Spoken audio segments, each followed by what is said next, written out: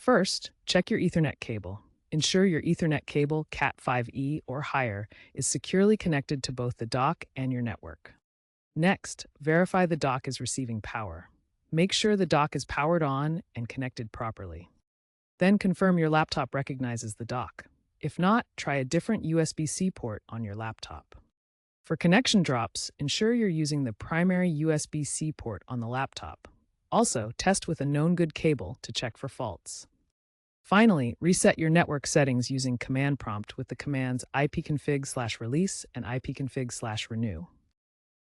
If basic checks fail, update your Realtek USB Ethernet controller driver to version 11.25 or later using Lenovo System Update. Outdated drivers are a common cause of Ethernet issues. Then, use Lenovo Vantage to update the dock's firmware. Lenovo's Firmware Update Utility 2.5, released in Q3 2025, fixes many Ethernet problems. Finally, adjust USB power settings.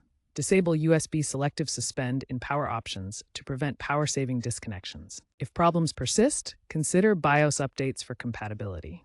For advanced users, mixed OS setups may have glitches. Lenovo's AI Troubleshooter in the Vantage app offers specific fixes based on system logs.